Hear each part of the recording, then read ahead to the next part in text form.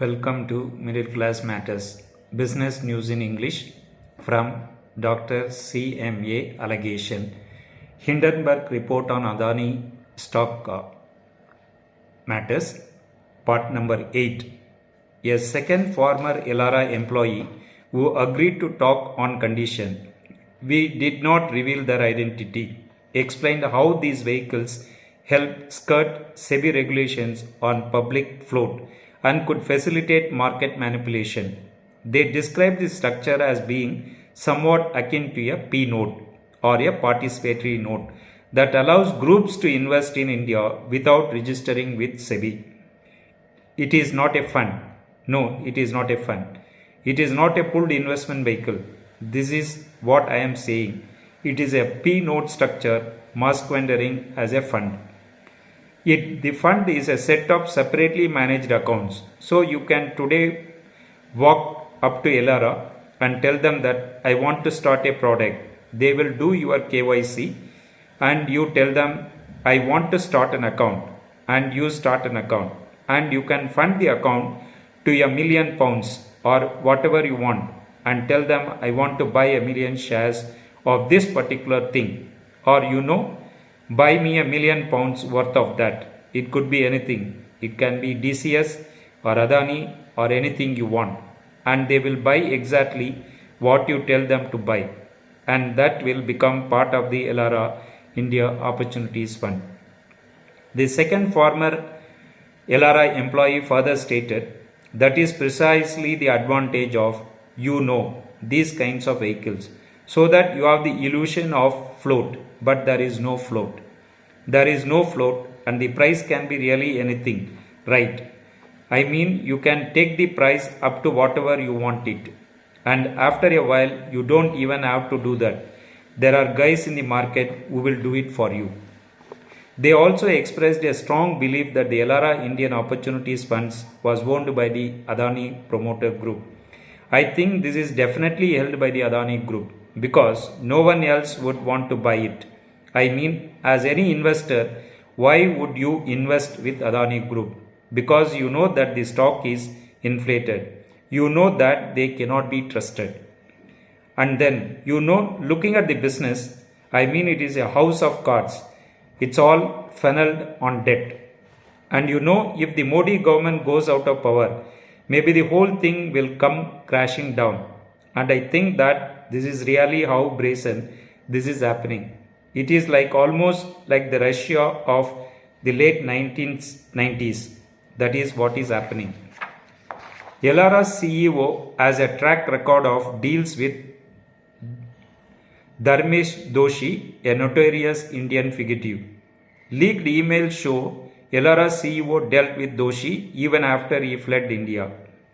In 1999-2001, a chartered accountant named Dharmesh Doshi was accused by Indian authorities of running a wide-scale stock manipulation scam, along with Ketan Parekh, who was convicted for his role in the same scheme.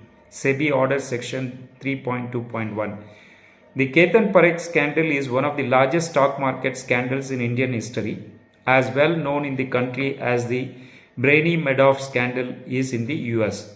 The scam involved rigging Indian markets and pumping several stocks, including those of Adani Exports, later renamed Adani Enterprises, according to investigations by SEBI and an Indian parliamentary inquiry. See Part 2. Adani Group promoters were also sanctioned for their role in aiding and abetting the scam.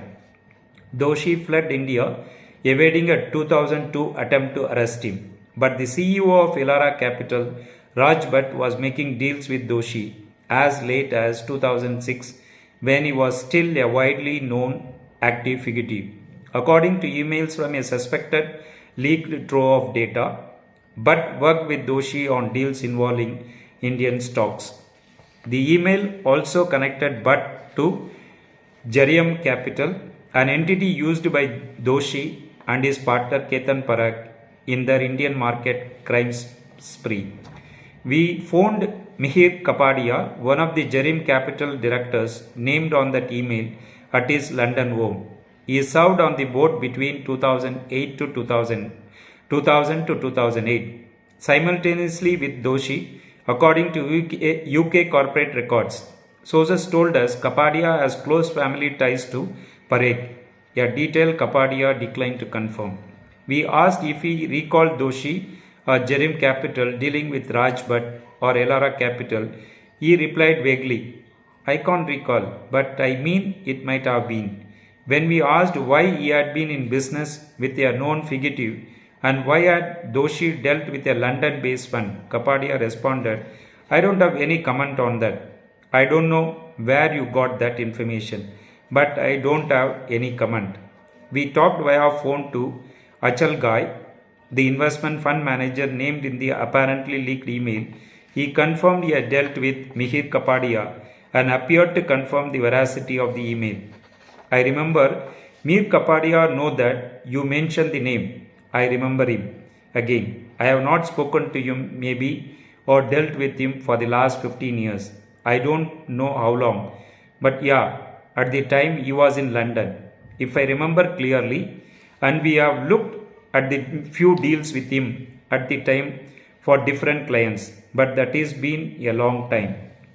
Mehir Kapadia and Elara must have done some investments, co-investments, and looked at Moship, because I remember a semiconductor deal since you mentioned it to me. It was a long time ago. We forwarded him a copy of the email, to which he responded, it appears it was a cold call from them, referring Mihir regarding Moship GDR. We did not proceed or do anything with them ever. We phoned and emailed Elara CEO Raj Bhatt asking him to clarify the shareholding pattern of Adani stock in Elara managed funds. At time of publication, we have received no response. Stock parking entity 3. New Lenina Investments. Cyprus-based New Lenina Investments owned over $420 million in Adani Green Energy, comprising 95% of its portfolio. New Lenina Investments, New Lenina, is a Cyprus-based investment manager whose website vaguely describes its investment approach as considerably broad. Despite the broad approach, as of June 2021, approximately 95% of New Lenina's holdings consisted of a $420 million, 1.01% stake in Adani Green Energy, according to Bloomberg. Parliamentary record shows New Lenina was also and may still be a shareholder in 4 Adani Group companies. As with the other stock parking entities, this pattern of ownership is inconsistent with third-party investment and indicates instead an attempt to shield Adani Group ownership from public view. New Lenina is managed by Amicorp Group, a corporate services firm with extensive ties to Adani web of offshore entities. New Lenina seems to be managed by Amicorp Group, a corporate services firm with an extensive history with Adani, including supplying directors and managerial services to Adani's vast web of promoter entities and offshore shells. New Lenina's website names no actual investment managers, just 2 board members that respectively work at Amicorp and an accounting firm. A search of LinkedIn records similarly returned no investment staff. Its address is a PO box shared by Amicorp. Its phone number also matches that of Amicorp. The 3 ultimate beneficial owners of New Lenina were disclosed in July 2021 by India's Finance Ministry after questions emerged about the ownership pattern of Adani's public companies. All 3 are likely Amicorp employees. Furthermore, all 3 current shareholders of Lenina have key ties to Amicorps. We called the Cyprus phone number listed on a New Lenina website. A receptionist answered saying that it was the Amicorp Cyprus headquarters, a fact also confirmed by Maurice Tofaris, listed as a director of New Lenina, and also an Amicorp director according to his LinkedIn profile. Tofaris declined to confirm specifically whether Amicorp controlled New Lenina, telling us instead of to find out this information online. When we asked outright if New Lenina was helping the Adani group to stock park, he responded, "You are just saying that. And as you said yourself, this is like a suspicion or your suspicion. I wouldn't want to comment any of that, nor do I confirm any of statements you are making." When we then phoned accountant Mechilis Astis, who is listed as the second director of New Lenina in Cyprus, he told us that I am not an active director as such and told us to phone Amicorp to find out details of New Lenina. Finally, we called Andida Group, headquartered in Caribbean tax haven of Quirocoga, a company listed as the main underlying shareholder in New Lenina. At the Antida phone number listed on the group's website, a female receptionist answered, "Amicorp, good afternoon. How can I help you?" When we asked if Antida was part of Amicorp, she said matter-of-factly, yes, sir." Amicorp played a key role in the 4.5 billion 1 MDB fraud scandal, creating money laundering entities masquerading as mutual funds, according to reporting on this scandal. Adani Group has a deep relationship with Amicorp, an incorporation and business services company that it has used for at least 7 of its promoter entities, 17 other current or dissolved shells associated with Vinod Adani, and at least 3 opaque Mauritius funds with holdings of Adani stocks. Note that Amicorp is not just an incorporator, it is also a worldwide facilitator of the movement of funds with its own bank and investment vehicles, which can serve as a wall between markets and ultimate beneficial owners. Amicorp entities played a key role in a massive international scandal, the $4.5 billion 1 MDB fraud, according to US legal case files and documents compiled by the Malaysian Anti-Corruption Commission. One of those entities, Cisco, was until recently a shareholder of New Lenina.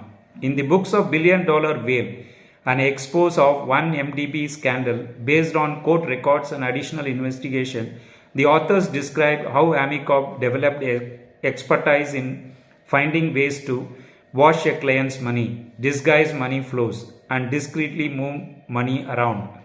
The book also specifically described how Amicorp helped lender money for the key perpetuators of the scheme by setting up sham mutual funds.